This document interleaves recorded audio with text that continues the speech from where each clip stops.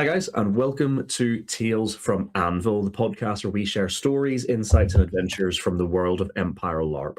Whether you're a seasoned citizen of the Empire or someone who's just thinking about giving LARP a go, or perhaps someone who has no idea what any of that means yet, you're genuinely welcome here. Each week, we'll be sharing our own experiences, whether that's good, awkward, or just unexpectedly emotional. And we'll also be looking to invite guests on from across the community to tell their stories too. So if you've ever looked into something like Empire and thought, hey, that looks amazing, maybe it's not for me though, well, we hope that this helps you realise that actually it might be. So, think of this as pulling up a chair by the campfire. Grab a drink, get cozy, and welcome to Tales from Anvil. And I'm noticing that I look pale as all hell. I feel like that's slightly done on purpose, Mr. Englishman. Is that better? Is that like it just appears and that disappears? That is better. Okay, I'm gonna tell you truthfully that this is all to do with your lighting, sir.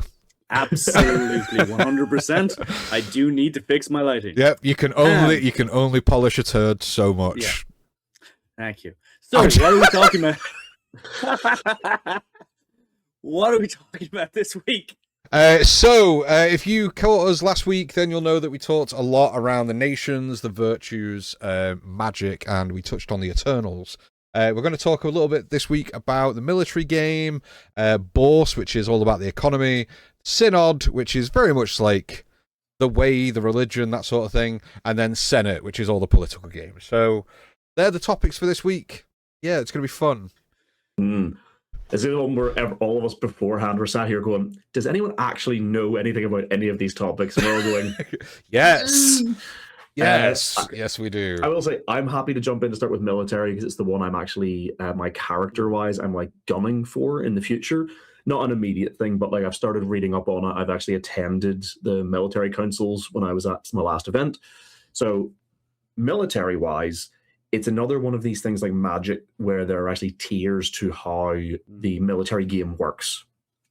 At the event, at one of the Empire summits, the military council meets and they determine a handful of things while there.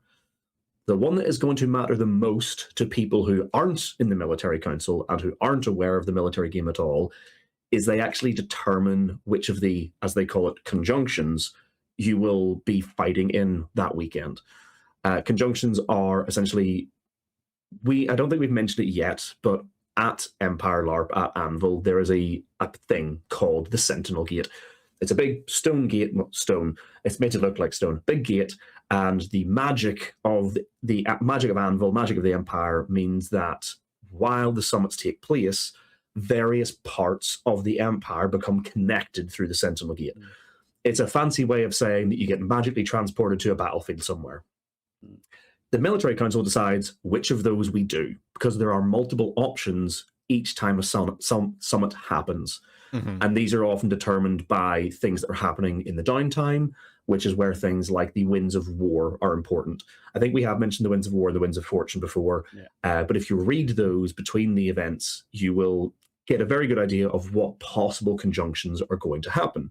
Now, if some of those sounded to be interesting to you, that's probably a good time to go and start speaking to some of your like military generals from your nation to be like, hey, this one sounds kind of cool. Any chance we can sort of swing this? There's no guarantee that you're going to do anything, but if all of the nation are like, this one's kind of important to us, then your generals should be going to the military council and going, hey guys, this is kind of important to our nation. We really want to do this one.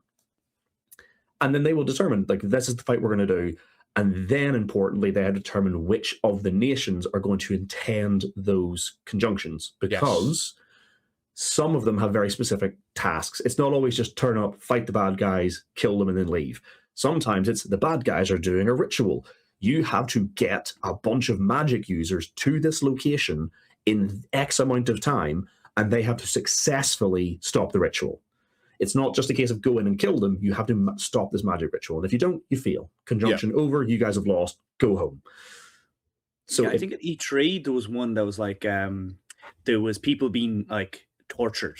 Like, their spirits were like being used. So like we had to go hunt these people down, and we specifically need exorcists because some of the baddies weren't going to go down like naturally. You had to like exercise the spirit from the body, which just shows how interesting the battles can be. Unlike military council. Yeah. No, having attended military council, it's a bunch of people sat in a tent, only some of which are allowed to speak, and mostly just them yelling at each other. Yeah. I mean, and I think it's important to note as well that these conjunctions are often affected by the previous event's actions. Because the way you have to think about this is the world continues to revolve between events. And we might choose at one event to go and fight a particular enemy on a particular battlefield. Well, that's all well and good, and we might win that battle. But whilst we're concentrating on this part of the Empire to try and defend it, the enemy encroaches into another, and it's a constant kind of moving jigsaw puzzle. What you will also find in military council is that certain nations have a bigger kind of interest in certain battles. Absolutely. So what you will tend to find, which is why a lot of the time military council just turns into an argument, a constructive argument, but an argument nonetheless, because... Not always constructive. Not always, but some generals from some nations will go, this is a really important battle for us, for our nation. We need to fight this, otherwise we're going to incur the most casualties or the most... consequences from it, whereas another general will be like, well, that's all well and good, but we also want to go and fight over here. And that is essentially what military council is it's generals going, here's what we want to do, who agrees, and if nobody comes to an agreement, it ends up in people just going, no, and just shouting at each other until they come to an agreement. And there has to be an agreement reached because it has to determine what conjunctions exactly. So at each event, there is 2 conjunctions that get agreed. So there is a battle on the Saturday and a battle on the Sunday, both of which are... So you will effectively find that there's usually about 4 or 5 conjunctions on the table. You have to select 2 of them. That's the idea of this. Because on the Saturday, certain nations will go and fight in one battle, and the nations that aren't fighting in that battle will play the other side and will play the enemies on the battlefield. Monstering, yeah, exactly. And then... But just from what you were saying, actually leads into another point, because you were talking about what happens between sessions, and I want, just before we start talking about the actual conjunctions themselves, just pulling it back to talk about military council. So far, we've talked about what happens at the weekend, at the event. The other important thing they do, and this is the thing that a lot of people don't realize sort of actually happens at the military councils or as part of these military councils, is there's the conjunctions, but there are battles happening, wars happening constantly over the Empire, and there are armies. Like every nation has armies which are fielded by generals, and the military council determines where these armies go and how, well, technically the generals decide, but the military council will usually come to some sort of consensus about who's going to go where, so that we're not, concentrating all of our units in one area. But that will determine, through those conversations, determine what armies are going where, what maneuvers they're going to take. Like, are they going to defend a location? Are they going to attack a location? Or are they going to do something special that they can do? They can bring in magic casters to determine whether or not they can cast rituals that will help bolster an area. And it is very much, I've been told, like a very big, very boring game of Risk. Literally sat pushing little things around a map. And that's the other aspect of the military council. So it does literally, the military game can literally take all weekend. Yeah. And I think it's important to note those battles that Jordan was just mentioning, some of these aren't even fought by us as players. Like some of these will happen between events. And all of these, everything other than the conjunctions, all of this is stuff that just, like I say, it's a game of Risk. Yeah. We tell you what we do. Profound Decisions, PD, the people who run the event, then go away. They do a bunch of math with a bunch of numbers that only they really know, and a bunch of players have spent a very long time trying to work out so that they can sort of game the system a little bit. But they'll go away and they'll run some numbers and they'll come back, and that'll be what the winds tell you. The winds will say, the Empire sent this army or these 4 armies to go and fight these guys in this location. And then they will literally run through what happens, like whether or not you won, whether or not you lost, who suffered what, how many casualties, and it will then give you that output, which will then often lead to one of the possible conjunctions at the next event. Yes. And what the military council effectively does, you will have, there's tiers. So like Jordan was saying, there's certain different positions within each nation when it comes to the military game. So you'll have warband leaders, captains, you'll have generals as well. Typically, anybody who has a vested interest in the military game can go to military council, but it is only the people that hold certain positions who are allowed to talk, as in openly address the council. You can go, and if you have an idea about something that's happening, you can speak and whisper into your general's ear and give opinions, but it has to be, well, quiet, firstly. But only they can then address the actual board, which is typically a big round table that all the generals sit at, and there is potentially 2 generals, maybe 3 at most per nation that actually sit. Everyone else that is within this tent, and I've walked past, and it is fucking cramped and crammed full of people. Everyone else who isn't sat down is effectively just a proxy, which means like the understudy of a certain position, or they are just there to witness the council. So it can get quite heated, but it is a very good and interesting element of the game if you want to get into that. I think I stood there for 10 minutes, turned to Percival, who was our lance commander, and went, I have other matters to attend to, I do apologize. And then I whispered to him, OC, this is the most boring stuff. All I've written so far is, we fight zombies? ? I don't even think that was right. Probably not, but probably not. The military council is how I find my immediate dislike of the Navarre, which I keep bringing up. I know. Which was the Navarre general turning around and being a big baby and throwing his toys out of the pram and saying, if you don't send Navarre to fight in this specific battle, then we will not walk through the gate. And it's like, great, thank you for that. The best part being literally 15 minutes before, somebody had called him out on being a big baby, and then another, like, I know somebody who was no longer a general but had apparently like served for a number of years as a general, was given permission to speak up and said, I think it's disgusting that we're sitting here pointing fingers and blaming other people and trying to claim that they're trying to hold this council to ransom. And the whole time the guy who was like accused the Navarre of holding the council to ransom was like, but he is. They finished this speech, sat down, we continued the meeting, and literally 5 minutes later when this guy was like, if you send us there, we're not going through the gate. And the guy who was accused of like slandering him just threw his hands up and like stood up and walked out. So yeah, that is the military game. So I want to talk a little bit about the boss. So the boss will mean absolutely nothing to you. If you've never been to Empire, I've just said a word and you've just gone, okay. And there's going to be some nerds out there who know like the historical relevance of the boss, but for us it means very fucking little. No, so I am that historical nerd and I still don't know what the fuck it means. But the boss, effectively, you can think of them as like the treasury. So they are the economical seat of power within Empire. And I will try to say exactly what I said before we went live and not fuck it up. So, essentially, in the world of Empire, there are finite resources. There is a cap to the total amount of resource available in play at any one time. What the boss effectively do is they funnel that particular resource in multiple directions. For example, if the military council need X amount of certain resources to cast certain magical rituals, that can be found and put to that, but then it is completely out of the game and has to funnel its way back through into the game via each player per event getting like their own personal resource. Basically, it's how it kind of funnels back in. So their whole thing is prosperity. So they just want everyone to spend money, because the more people that spend money, the more people can trade and the bigger job they've got to do. Basically, that's how I have it in my head.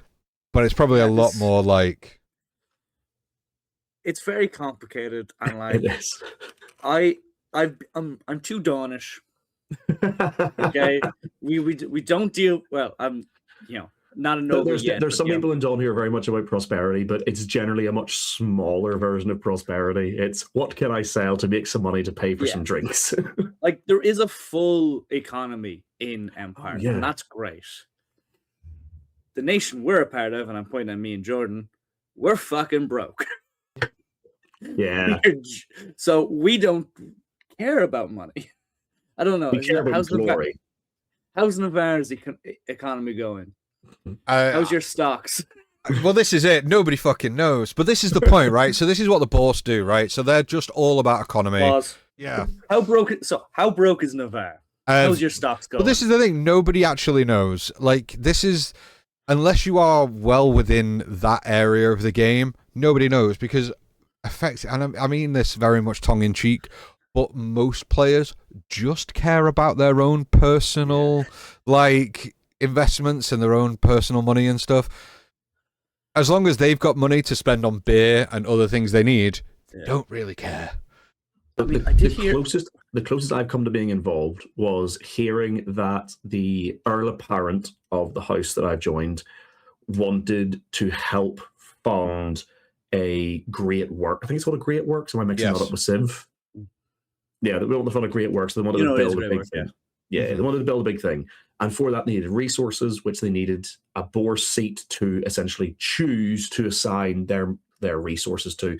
So there was some stuff about, like, you know, trying to do favors or get on the good side of this, the person who owned this board seat. I think you can, like, openly bribe. I say bribe. You essentially can pay to do it. But critically, it's one of these things where I really like the interplay between the four major powers that be. So you've got, you know, the military, we're talking about the Bourse now, Senate, and Synod. A lot of them, like, have baked into their rules. We actually didn't talk about it at the military, but, like, military council, the Senate, no members of the Senate are allowed to set foot in the military council. The Synod are allowed to send representatives to observe, but they cannot take part. But the Senate literally cannot set foot in it because it is classed as a separate entity. They are not allowed to sway the military. Similarly, the reason the Bourse is set up like this is to prevent it becoming a political or religious control of the economy. The economy is there to be an economy, make money. Yeah.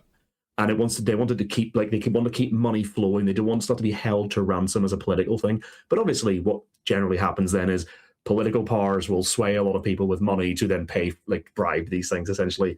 But it's still about the money. Yeah. And I think you made a very good point there about Senate and they're not allowed into military council. Cian, do you want to give us an overview of what the Senate is?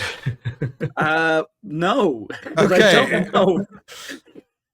So, again, I do apologize, but, like, this is not something I've been terribly interested in. But the Senate, as far as I can tell, is the political body of the Empire, because it's the Senate. And, you know, it has democracy. And if anyone else wants to take over, that would be great. Because this is about as much as I can say. Okay, so similar, you go on. If you've got something, I've got very little. Yeah, so effectively, the Senate are there, and the purpose of them is to effectively govern the Empire. So it is the political arm of the game. So they're not allowed to step foot into the military council. They can't order the Bourse to provide materials. They sit very much outside of that. So it's an elective chamber, and you have one senator per territory of the Empire. So that's not nations. So each nation is made up of certain territories. Yeah. Each territory has their own senator. And what that does is effectively Senate is allowed, people and members of the Senate have some power. They have a bit of sway. They have the ability to change the law, as well as having access to the Imperial Treasury a little bit. And they are also responsible, and I don't know if everyone knows this, but they are also responsible for appointing who sits on the throne. Yes. So we are an elective monarchy, which is interesting. We are an elective monarchy, but the Senate decide who can run. So it isn't. Yeah. So if I wanted to be the emperor, I would have to get a motion put through Senate. Senate would then have to decide whether or not that motion passes, and I can run for throne. Oh, it's just the Irish. It's how the Irish presidency works. Yeah, Genuinely. Yeah, pretty much. So, John, I like how you said yeah, as if you know how the Irish parliamentary system works. I just assume they're just trading potatoes and a pissed all the time, dude. Like, so for example, a certain MMA guy tried to run, but he couldn't get enough people in our parliament on Dáil to get to let him run, or enough county councillors to let him run. So he wasn't allowed to run because he couldn't make that bare minimum. Same with this. I think it's a good idea because it means that only like players who have been in it for a while can actually run for Throne. Mm-hmm. And unless you're very charismatic. Unless you're very charismatic. Correct me if I'm wrong. Because I think only nobles are allowed to vote for their senators in Dawn anyway. I couldn't tell you. So, I don't know about that, but I do know. What's the piece of paper? Is it a Bourse vote? There's something. I definitely got handed a piece of paper in my pack at E4 for military unit because you have a military unit, yeah. Yeah, you have an MU. Military unit. They get a vote. Yeah. You get a vote that you can use, and you can sell that vote. Just so you know, Jordan. Which I'm pretty sure is what I did. Yeah. I went to my Earl. Here's a vote. I don't know what it's for. Yeah. I didn't sell it. I gave it to my Earl as well. Was that for the Bourse or was that for the Senate? I think that was for Bourse. You will have a Bourse. You'll have a Bourse vote, and but so effectively, what happens is the Senate sits twice each full day of the summit. So they sit usually once in the morning, once in the afternoon. And motions are brought to Senate for them to effectively vote on whether or not the motion passes. Let me see if I've got an example of a motion. So an example of a Senate motion would be, let's say somebody wanted to, we wanted to elect a new senator within a certain territory. You could put a motion through Senate. Everyone in Senate can vote whether that person then gets the Senate seat, basically, and becomes a senator. So yeah, it's typically what you also find is a motion that gets put through is typically like a single issue, so it's not like a multi-layered complex thing that you can put through. It's usually like a single thing that you want to change.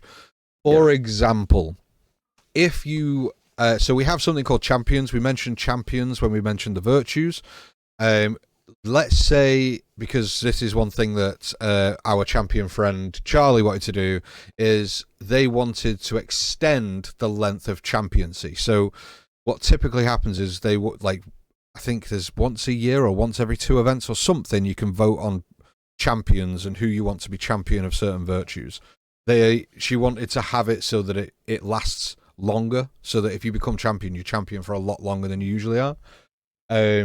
Put it through Senate as a motion, and it was denied. So that's basically how that works. Cool. A very important role they have as well is you say that was talking about the champions, but they also have the ability to create. This is one thing I do know about them.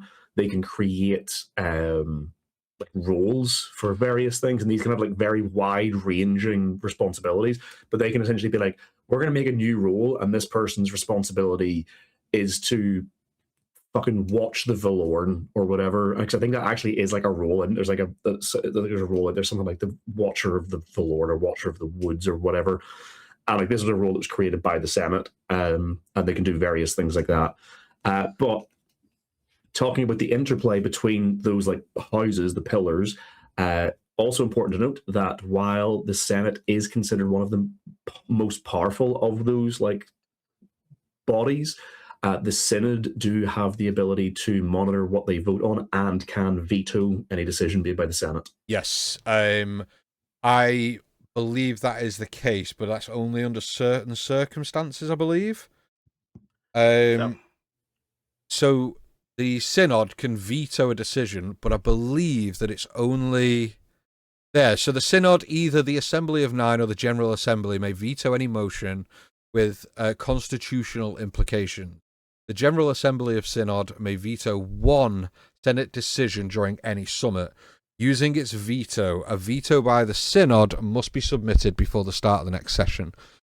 They can only do that on one motion, though. And it takes the whole General Assembly of Synod to say that we can't allow that to happen. We need to veto that decision. It's not going to be something that one guy is averse to. It takes the entire Synod to be like, from a religious standpoint, we can't let that happen. Yeah, exactly that. So you looked like you were going to say something, Cian. So just to make sure I was making sure I wasn't saying lies. In the way it works, seemingly, for who gets to vote, for the Brass Coast being a Demario with a purse of coins. In Dawn, it's being a noble. In Highguard, it's having a congregation. For Imperial Orcs, it's being a leader of a military unit. For Navarre, it's having a resource in that territory. The League, it's having a business. The Marchers, being a farmer. Of course. Not fair. Who votes for a steward? Who decides? Erzin, it's being a magician. In Varushka, it's being a wise one. And in Wintmark, it's being in the appropriate tradition and having a coin. I mean, I assume that's a specific coin and not just a single coin, because this is why Wintermark get everything they want, every event. Because you have 1,000 people going, no, we want to do this, and here's my one coin. I have a ring. Yeah. I got to vote. These are the people who are allowed to vote. Mm-hmm. So, it feels very Dawnish that only the nobles are allowed to have, decisions. Yeah, and power to make choices. Don't forget, it is a meritocracy in Dawn. It's not, for those who maybe aren't as familiar within Dawn, nobility is not something you can inherit. Nobility is something you have to attain through passing a test of mettle. This is by the lore. Obviously, you can just turn up and be like, I'm a noble. But if you're doing it by the lore, nobles have to have completed a test of mettle to show that they are worthy of holding the title of noble. You aren't born noble, you attain nobility. Yep. Cool. However, that's so easier for some people than others. Look, dude, you know where it is now. You just have to go and get it. You know where it is. No, I don't. We're going to cut that. We're going to have to cut that. We're going to cut that because that was OC knowledge, don't forget. Sorry. Yeah. So, last thing I want to talk about before we move on to the Synod, because we have mentioned them a couple of times. So the Senate, in the world of Empire, there is the Imperial Constitution. It is effectively the law. So when we mentioned last session, I believe, or last episode, we mentioned about heresy and being executed for heresy. That is within the Constitution. That is a law. So they effectively uphold that Constitution, and it has all things in there. So the throne shall lead the Empire and represents her in all things. It shall be a beacon to her people and terror to her enemies. If you don't think that is being upheld, and the Empress isn't doing that, then you can go to Senate and go, we need to get that person off the throne because they are being unconstitutional. Whatever. Cool. Right, let's move on, fellas. Let's go to Synod. Who wants to go first? You go. I mean, yeah. It's religious Senate. Yeah, kind of. I know enough that the Synod essentially are, because obviously we have in law that you cannot be a heretic, you cannot commit heresy. And a very important role of the Synod is determining what is heresy and what isn't. Yep. They can essentially update that on a whim. Say on a whim, it has to be voted for and ratified and all that. But I believe actually as well, an important one that it's come, and the only reason it's in my head is because it's come up recently in a few of the wins that have been released. I believe the Synod are also the ones who determine which of the Eternals we are legally allowed to interact with. I believe so, yeah. But they essentially provide that balance of power between the throne and the Senate, and they enforce, well, not enforce, but they promote the virtues and ensure that there isn't any corrupting influences. The Synod is charged with overseeing the spiritual well-being of the Empire. That pretty much sums up what the Synod is. They are the religious arm of the Empire. And they effectively ensure that the people leading the Empire, so this is military leaders, Senate leaders, Bourse leaders, the throne, are all being virtuous and are doing the spiritual thing to do, effectively. Yeah, very Burn the Heretic vibes. I mean, yeah, burn the heretic. Burn the heretic. That's part of it. That's everyone agrees. Burn the heretic. Mm-hmm. And people, I found this as well. People do frown on the fact that if you use a Star Wars reference and go, "This is the way," they don't like that, and I don't understand. Like, it's very on the fucking nose. This is the way. Yeah. No, this is the way. You're not allowed. Cian, any thoughts?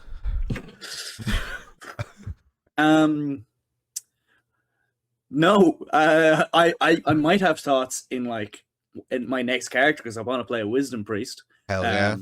But I plan to be wiser then. Like, here's the thing, and you should feel confident by the fact that I don't know what the fuck I'm talking about. I've played this game for 2 years. I've enjoyed the ever-living daylights out of it. I don't know half the stuff because the game is so big that I haven't gotten around to that stuff yet. Yeah. I mean, there's also a very big difference between like what the average player interacts with. Like right now, we're talking about the body, the synod. We're not talking about religion in the sense of what each character is going to interact with. The vast majority of people are never going to directly interact with the synod in any like effective way. So like not knowing, again, we're touching on these things because they are like core concepts that each character would be aware of. Like everyone in Empire is going to know what the synod is. But much like most of us don't know how the interior workings of the Catholic Church operate, like your average person, your average person isn't going to know how like the interior workings of the synod operate. Yeah, exactly. Like, and please be under no illusion here that all three of us are sat here with the Empire Wiki open, and we are pulling shit from the wiki and dropping it into your ears. That sounded a little weirder than I wanted it to. There are different types of assemblies when it comes to Synod. I'm pulling this straight from the wiki. There is General Assembly, which consists of all Synod priests. There are national assemblies, which only the priests from any given nation can attend. So there are 10 national assemblies. Then you will have virtue assemblies, which consist of all synod priests who share that dedication.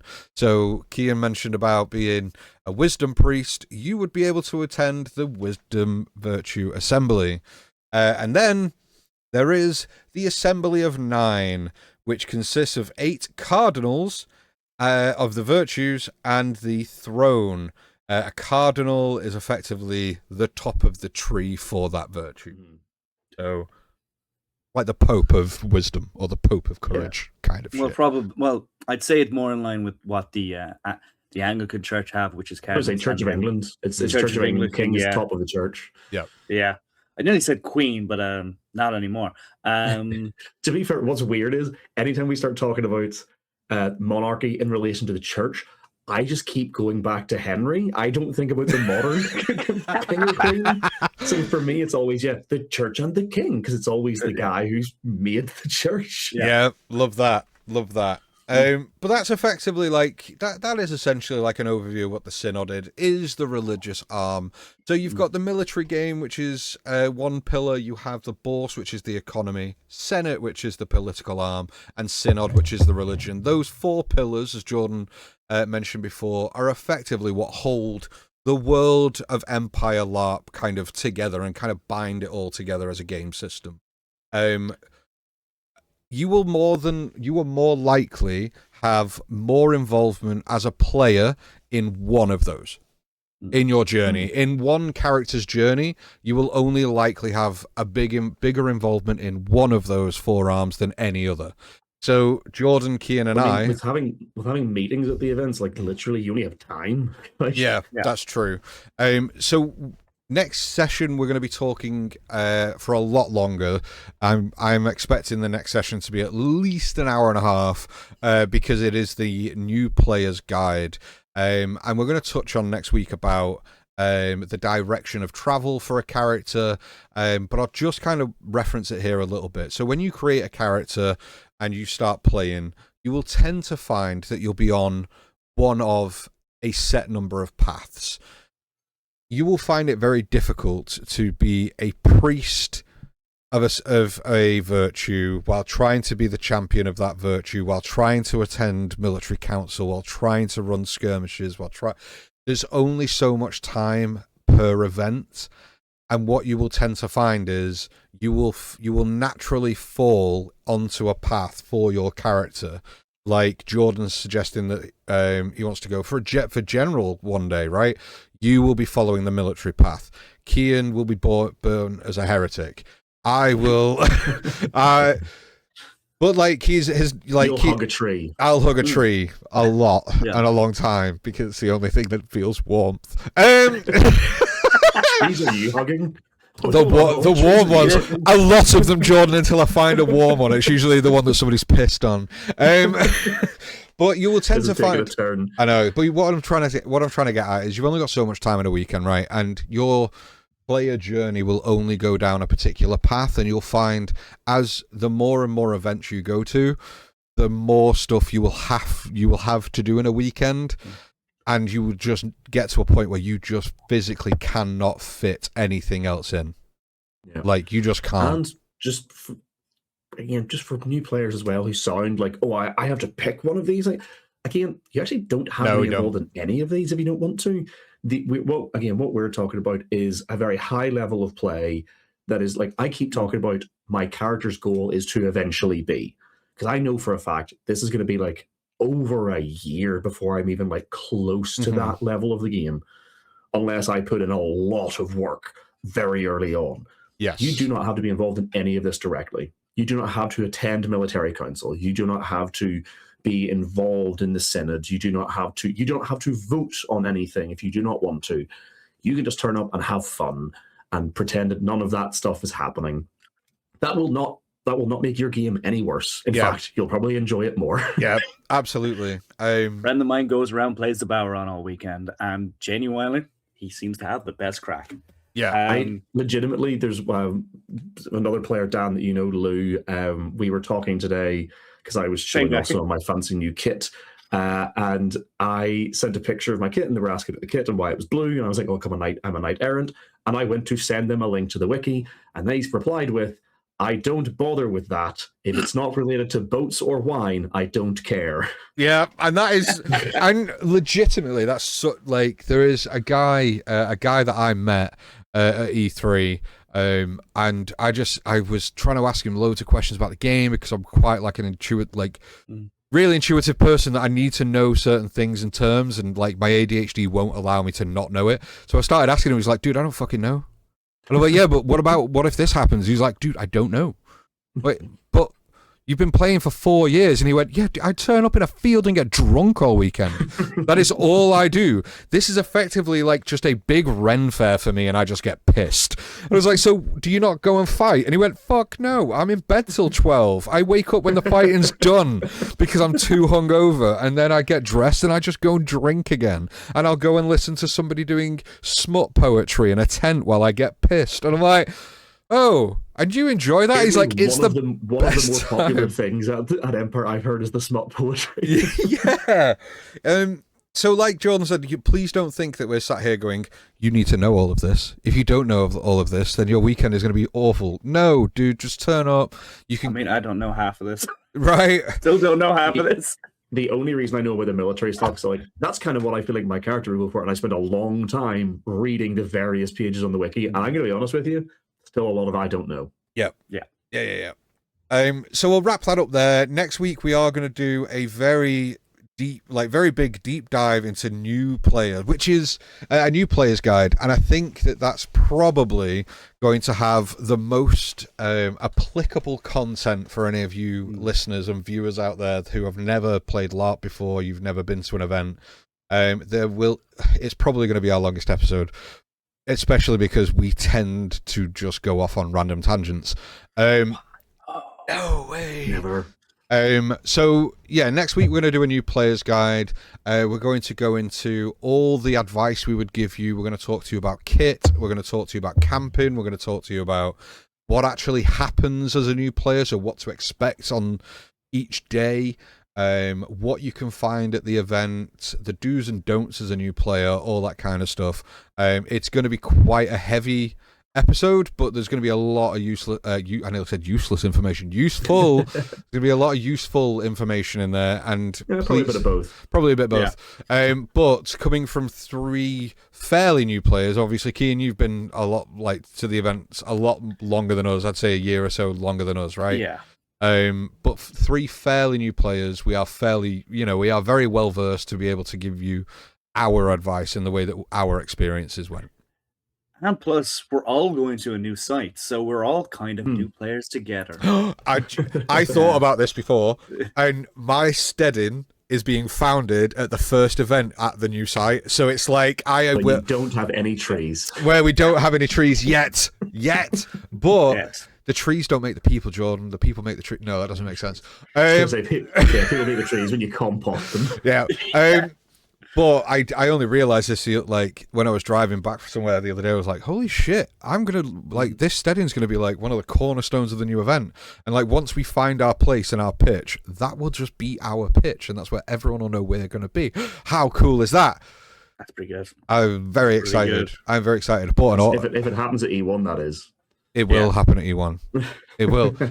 I went and bought an awning today. Brilliant. So we have an awning, because anyone who is listening, who is going to E1, please come by, because all the people I'm starting my steading with are not coming to that event. I'm starting E1 and starting this steading on my own. The more the merrier. Yeah, please. Good luck. Thank you. It's going to be great. Yeah. It's going to be great. Is there free drink? Yeah, of course there is, dude. You're talking to a northern boy. Of course there is. Of course there's going to be drink. But I've got an official invite, Cian, so you can come with me as a member of the Lance. He could be your +1. We still need to figure out how we're going to meet in character, all 3 of us, because none of us have met each other yet. Oh no, you 2 have met, haven't you? But we've exchanged letters, me and you. It was actually quite funny, because we did work out how we were going to exchange letters, because obviously Dan has his friend who is the champion of ambition, and he was like, oh, well, we can say that you've heard of them through them, and then the idea was we're going to send a chain of letters, but then Dan sent me a letter referencing me having met the ambition or the champion of ambition, and then I had to send them a letter to be like, Dan's already said that we've met, so let's pretend. Yeah, I did actually. God! But let's wrap it up there. So, Cian, over to you. Well, I've been Cian. I hope you've enjoyed. Currently, you can find me on social media on Cian/Scully or blah blah blah. You'll figure that out. I'll put it in the old description. Hopefully, by the time this is out, I will release the first episode of a Fallout TTRPG game. Hopefully, this could really stab me in the back later on. As you can see, I'm a professional. Moving on to someone else. Sorry, John and I are laughing because you just missed out the whole element of your script that should come before that leads on to Jordan. Well, my tablet died. That's cool. So Jordan, all right, we'll skip that bit this time. It's fine. Yeah, it's fine. You know where to find us. Go on, Jordan. We're skip it. Dan, you can mention the story bit at the end, but yeah, I've been Jordan. You can find me at Always Ready to Roll GM online, or as the DM for the Modified Roll podcast. And I've fun enough, I've actually been recording a few guest things recently, so check out my social medias to catch me doing Who Haunts Us as part of the Bard Shots stream. And I'm meant to be recording something tonight as soon as in about an hour after we finish this, with the guys from the Thorn Files podcast. I will update you when I find out when that's going live. Hell yeah. Love that. So I'm Dan. You can find me all over the internet, in all the dark corners of the internet, but mainly in the TTRPG corners. So if you have attended Empire, we really would like to hear from you. If you have an interesting story to tell, or you've got some expertise in a specific area or aspect of the game, we'd really like you to come on and join us for either a chat. Alternatively, if you're not one for being in front of the camera, or you're not confident in your recording setup, you still want to share your stories with us, you can just send us a summary in writing and we'll read that out for you. You can reach us on our Discord. The link will be in the description, or you can email us at talesfromanvil@gmail.com. Thank you so much, everyone, for joining us this week. Please tune in next week for our new player's guide, and we'll see you then. Cheers. Take care. Bye. Thanks a lot.